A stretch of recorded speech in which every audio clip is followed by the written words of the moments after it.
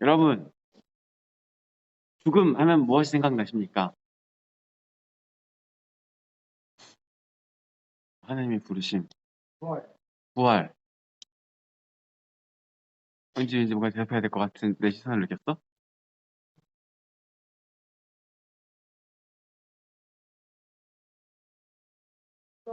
무덤. 네. 저는 천국. 천국. 이 사람들 교회 너무 오래 다녔어요. 생각나는 게 사실 교회 관련되는데 교회 색깔 빼고 다시 물어볼게요. 괜찮아. 죽음하면 무슨 생각이 나니? 다이요. 다이요. 저분은 영어 공부를 너무 많이 하셨어요. 윤희는 죽음하면 무슨 생각이 날까? 죽음 이렇게 딱 얘기를 들었어. 그럼 떠오르는 느낌, 단어, 생각.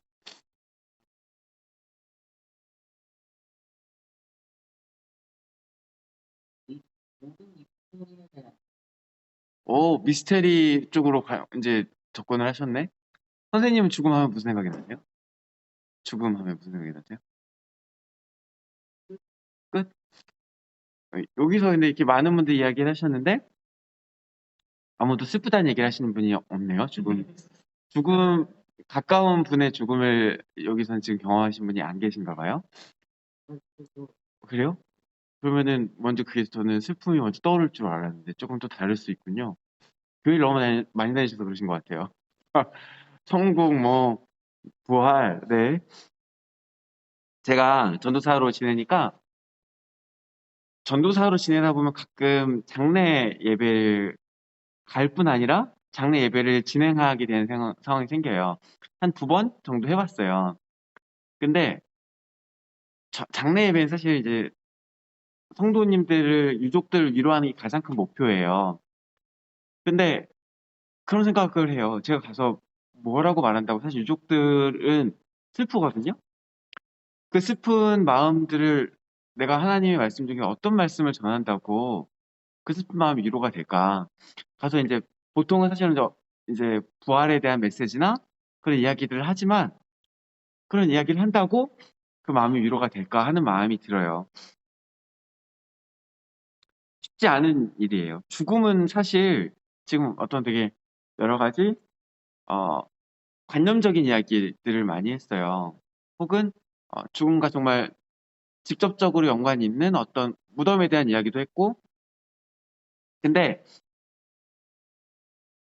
우리가 지금 이야기한 어떤 관념적인 것보다 사실은 어떤 감각적인 걸로 다가올 수 있어요. 가까운 사람이 만약에 죽게 되면 슬프죠. 그 상실감이 크죠. 여러 가지 어려움들을 겪을 수 있어요. 죽음 자체는 좀 더 끝이란 이야기를 하셨지만 어떤 사람은 끝이라고 생각하기도 하고 어떤 사람은 그 끝을 그 뒤를 미스테리한 얘기를 했죠. 알 수 없기 때문에 두려워하기도 해요. 죽음이라는 건 우리에게 있는 어떤 실제로 다가온 어떤 고통이면서 그리고 그 이상을 알 수 없어서 두려운 무언가예요. 죽음이라는 것은 우리 삶의 어떤 우리가 이제 부활이라고 하고 우리가 만약에 어떤 그런 단어들을 떠올릴 때 사실 별로 와닿지 않는 것 같지만 사실 우리가 살면서 앞으로 많은 죽음을 간접적으로 경험하고 또 우리 각자도 다 죽게 될 거예요. 죽음이라는 것은 결국 우리 삶에 예정되어 있는 어떤 고난의 실제예요. 실제 어떤 상황으로 우리에게 다가올 거예요. 오늘 예수님께서 나사로의 장례식에 오신 것은 이 슬픈 장소, 오늘 보면은 이 사람들이 울고 있어요. 사람들이 왜 그냥 슬퍼서 울고 있어요. 특별히 이 나사로가 제가 이제 여기 나이가 나오진 않지만 보통 이 본문을 보면 나사로가 나이가 별로 많지 않을 것이다 추정을 해요. 왜냐하면 마르다랑 마리아랑 누이거든요. 근데 마르다랑 마리아도 나이가 많지가 않은 것 같아요. 그래서 이 나사로도 젊을 때 죽은 것 같아요. 우리말로 젊을 때 죽으면 뭐 했다고 그러죠? 요절했다 그러죠. 좋은 뜻이 아니에요. 그죠? 반대로 어르신이 이제 연세가 많은 어르신께서 좀 편안하게 너무 고생하지 않으시고 돌아가시면 호상이라 그래요. 이 호가 조로자예요. 상에도 호자가 붙어요. 왜냐? 죽음이라는 것은 모두에게 찾아올 일들인데 어차피 이제 죽게 될 거면 이제 한평생을 좀 잘 경험하고 그 다음에 크게 아프지 않고 가면 훌륭한 죽음이다, 좋은 죽음이다 이렇게 이야기하는 거예요. 반대로 이 요절은 그 누구도 호상이라는 말을 붙이지 않아요.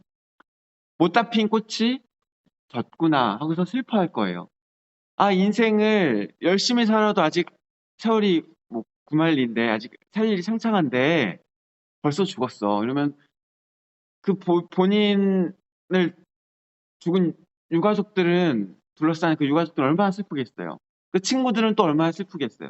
그래서 오늘 이 본문의 현장은 특별히 더 슬픈 장소, 특별히 더 아픈 장소, 특별히 더 눈물이 많이 나오는 장소예요.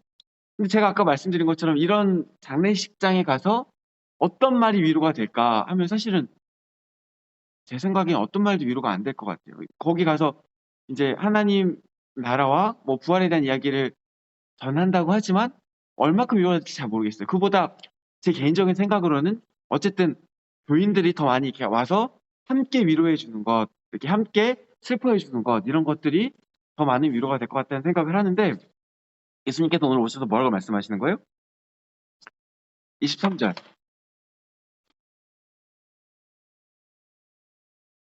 예수님께서 이 슬픔의 장소에 오셔서 뭐라고 말씀하세요? 내 오빠가 다시 살아날 거다. 이 오빠가 부활할 거다 이야기하세요. 여러분 분위기를 생각해 봅시다. 슬퍼하고 있어요. 다들 이렇게 젊은 나이에 가다니 너무 안타까워하고 있어요. 근데 그것도 지금 나흘이 지난 후니까 장례식 끝물이에요. 장례식 시작할 때 오신 것도 아니고 처음부터 함께 하신 것도 아니고 늦게 오셔서 하시는 말씀이 내 오빠가 부활할 거다. 이렇게 얘기하고 계세요. 어떠겠어요, 사람들의 반응이. 우리는 사실 이 나사로 본문 지금 세 번째거든요. 이 본문 결말 우리가 알죠. 열린 결말이 아니죠, 이거. 닫힌 결말입니다. 나사로가 살아날 것을 우리는 알고 있어요. 그러니까 아무렇지도 않게 예수님께서 이렇게 말씀하셨구나. 들을 수 있어요. 근데 이 사람들 입장에서 생각해봐요. 특히 이 가족들 입장에서 생각해봐요. 아니, 지금 오빠가 죽어서 시체가 썩어가고 있는데 와가지고, 곧 늦게 와가지고 하신다는 소리가 아무리 선생님이라지만 말이 너무하신 거 아니십니까?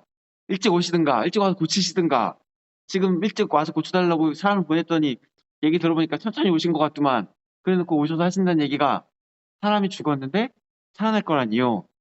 그런 얘기를 속에 마음에 품을 수도 있어요. 이 사람이 지금 뭐라고 대답하냐면 마르다가 마지막 날 부활할 때에는 다시 살아날 줄을 내가 아나이다. 지금 이 사람이 어떻게 보면 그 교리적인 이야기를 하고 있어요. 지금 예수님께서 살아나실 것이라고 말씀하셨다고는 상상도 못하고, 왜냐면 여러분 죽었다가 산 사람 본 적 있어요? 혹시 생각을 깊게 해보시네요? 본 적 있어요? 보통 없을 건데? 네. 해외 토픽에 가끔 나올 때가 있어요. 그럴 때는 보통은 사망 진단을 잘못 내렸을 때 의료과실이거나 아니면 정말 심장이 잠깐 멎었다가 다시 뛰었을 때, 그래서 이제 시신을 매장을 했다가 다시 일어나는 경우가 있긴 있어요. 근데 보통 그럴 때는 시체가 썩을 때만큼 시간이 지났을 때는 아니에요. 시체가 썩은 거는 진짜 죽은 거예요. 근데 지금 여기 나사는 어때요? 시체가 썩어서 냄새가 나요. 이거는 피부가 다 피가 안 돌아서 괴사하고 있다는 거예요. 이미 이건 누가 봐도 죽은 거예요.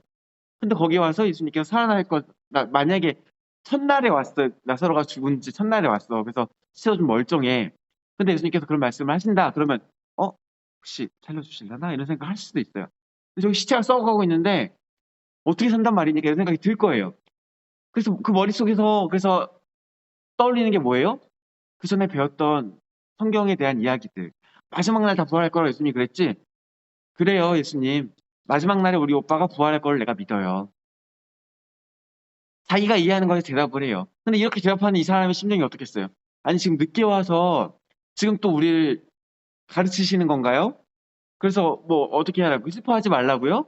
마지막 날 살아날 건 나도 알아요. 얘기했잖아요. 믿어요. 근데 지금 꼭 지금 그 얘기를 하셔야겠어요? 지금 이 사람이 죽어서 다들 슬퍼하고 있는데 늦게 오셔서 그 말씀 하셔야겠어요? 어쩌면 이런 마음일 수도 있어요. 근데 예수님께서 한 말씀을 더 하세요. 이 마르다가 어쩌면 이제 그렇게 입으로는 믿는다고 하지만 믿지 못하는 것을 아셨을지도 몰라요. 나는 부활이요 생명이니 나를 믿는 자는 죽어도 살겠고 무릇 살아서 나를 믿는 자는 영원 죽지 아니하리니 이것을 내가 믿느냐. 그랬더니 이 마르다가 어떻게 뭐라고 대답해요?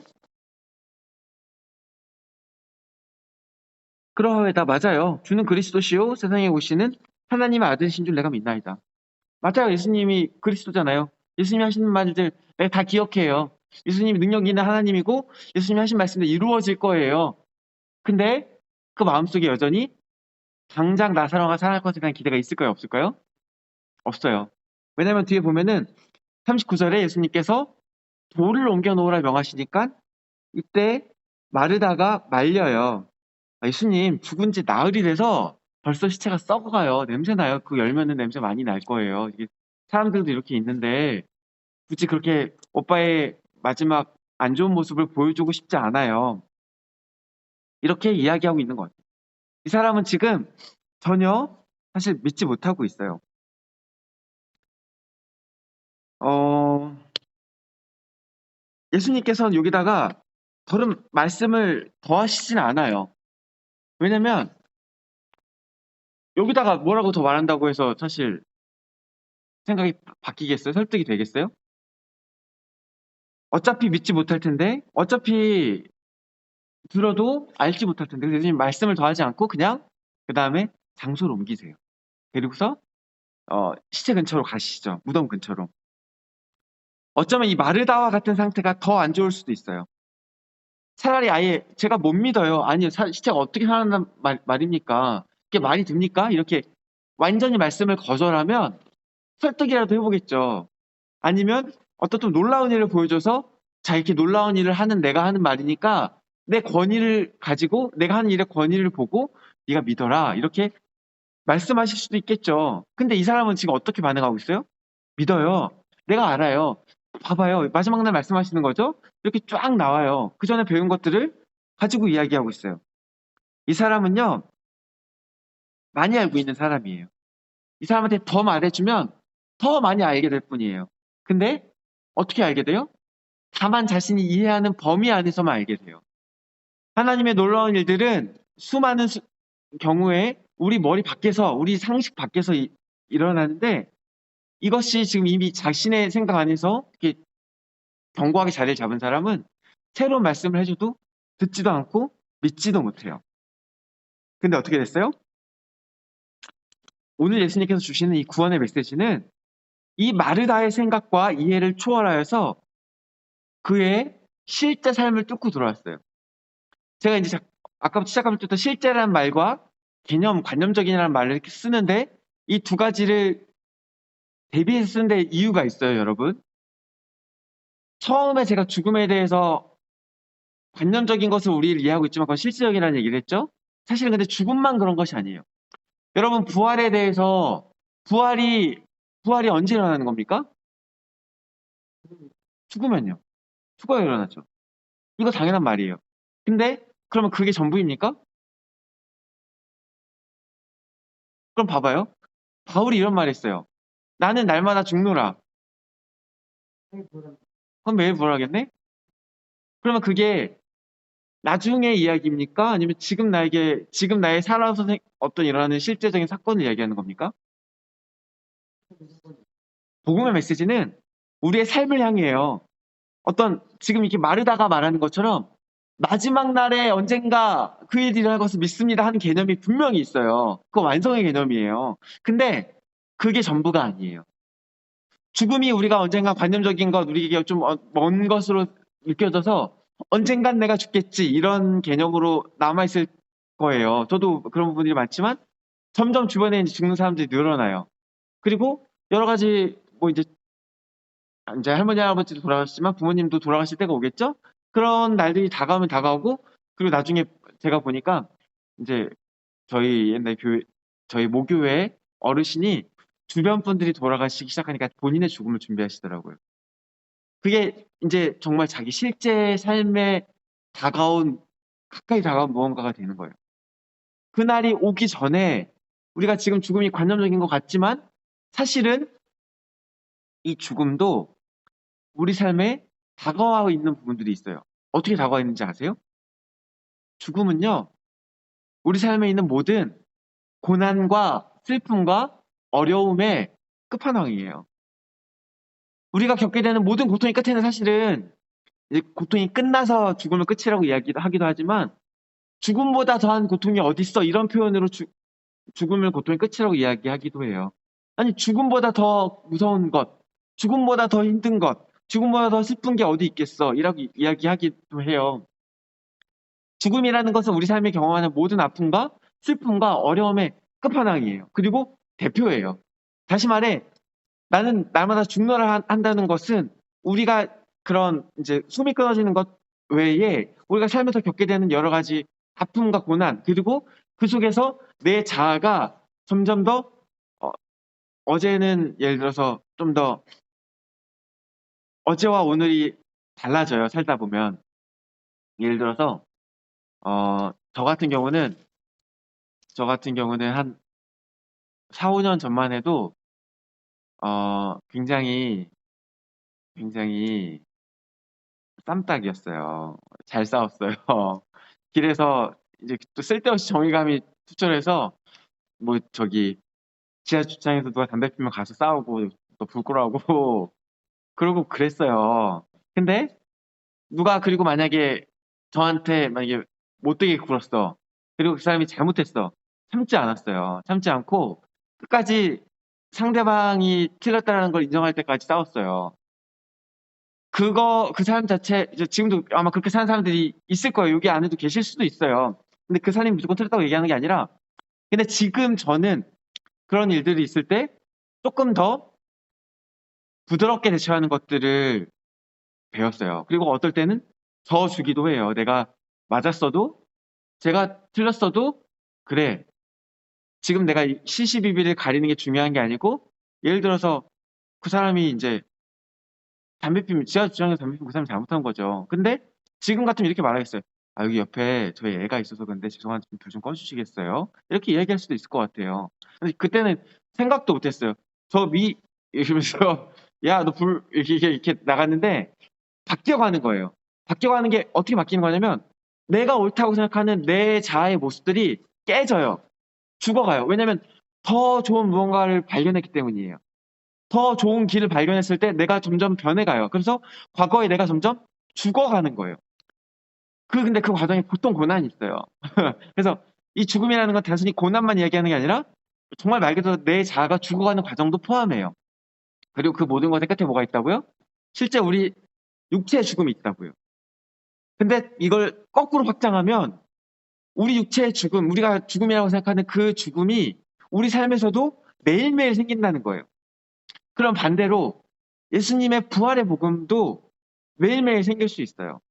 죽음은 우리를 아프게 하는 것, 우리를 슬프게 하는 것, 우리가 점점 무너지게 하는 것, 나 자신에 대한 신뢰를 잃게 하는 것, 그런 것들이 계속해서 일어나는데 반대로 나를 살리는 것, 나를 위로하는 것, 나를 기쁘게 하는 것, 내가 슬픔에서 벗어나게 하는 것, 내가 죽음의 상태에서 벗어날 수 있게 하는 것, 그게 부활인데 그게 어떤 우리 머릿속에 있는 개념처럼 저 마지막 날 예수님께서 다시 오시면 내가 부활할 거야. 그것뿐 아니라 당장 오늘 내가 슬픈 일이 있을 때 하나님의 위로가 내게 임할 수 있어요. 그게 오늘 내가 경험하는 하나님의 복음일 수 있어요. 사실 이 나사로 사건은 하나의 예표예요. 뭐의 예표냐면 마지막 날 부활의 예표예요. 그래서 이 나사로의 사건을 모든 사람이 경험하지는 않을 거예요. 어쩌면 이 마르다의 반응이 너무 당연해요. 별로 기대할 수 없는 일이에요. 당장 죽어서 시체가 된 우리 오빠가 살아날 것이라고 어떻게 기대를 해요. 그런데 우리도 사실 그런 걸 기대할 수 없을 거예요. 우리가 만약에 저희 뭐 사랑하는 아버지가 돌아가신다고 해도 하나님 나사로 살려준 것처럼 우리 아버지 살려주셔서 저 기도하지 않을 거예요. 사실 나사로 나중에 다시 죽었어요. 죽었을 거예요. 이것은 예표이기 때문에 그래요. 온전한 부활이 아니에요. 예표가 뭐냐면 예시예요, 예시. 예를 들면 이런 거다. 나중에 부활이 이렇게 될 거다. 이렇게 보여주는 건데 실제로 그리고 나사로 이후에도 이 예표가 몇 번 더 있긴 있었어요. 예수님께서 십자가에 달리실 때 많은 성도들이 부활했고 나중에 바울이 사람을 살리기도 했고 베드로가 사람을 살리기도 했어요. 근데 이 모든 예표는 예시예요. 진짜가 아니에요. 그래서 우리도 사실 그걸 기대하지 않아요. 마르다의 반응이 어쩌면 당연해요. 우리도 기대할 수 없어요. 그러나 우리가 마르다의 모습을 보고 배워야 할 게 있다면, 그러나 하나님의 말씀이 언젠간 먼 훗날 마지막 날 우리에게 부활로 다가올 거라는 그런 기대 없는 마음, 지금 이것이 그냥 어떤 머릿속에 교리로만 말씀이 들어와 있다면 언젠간 부활하겠죠. 예수님 그래요. 예수님 그리스도예요. 그리스도께서 살아나시면 오빠도 부활하겠죠. 그때 나도 부활하겠죠. 뭐 그 얘기 나도 알아요. 이렇게 나오면 오늘 임하는 하나님의 부활을, 오늘 임하는 예수님의 부활을, 하나님의 그 위로를, 하나님의 그 사랑을 경험할 수 없다는 거예요. 우리 날마다 하나님의 사랑 속에서 우리를 살리시는 예수님의 부활을 경험할 수 있어요. 그 온전한 부활은 우리도 물론 마지막 날 그때 경험하겠죠. 그러나 우리의 매일매일의 삶 가운데도 하나님의 사랑이 임하고 우리를 회복시켜주는 하나님의 위로가 임합니다. 그 속에서 우리가 죽어있는 우리가 그 마음이, 아까 이제 제가 사람이 어떤 고난 속에서 과거에 내가 죽고 이제 변해간다고 했잖아요. 어떤 고난을 많이 겪으면 내가 했던 행동이, 내가 했던 어떤 나의 어떤 모습들이 틀렸구나 이런 생각이 들면서 디프레스 될 수 있어요. 쫙 가라앉을 수 있어요. 그 속에 임하는 하나님의 위로 속에서 다시 일어나요. 근데 이 부활은요, 그 예전 모습과 똑같이 일어나지 않고 다르게 일어나요. 더 아름다운 모습, 더 예수님의 오직 가까운 모습으로 일어나요. 그래서 어제의 내가 오늘의 나와 달라지는 거예요. 그래서 바울이 날마다 죽는다고 얘기하는 거예요. 그 바울조차 날마다 자신을 매일의 고난 속에서 자신을 죽여가고 새롭게 자신을 세우시는 하나님의 부활을 경험하는 거예요.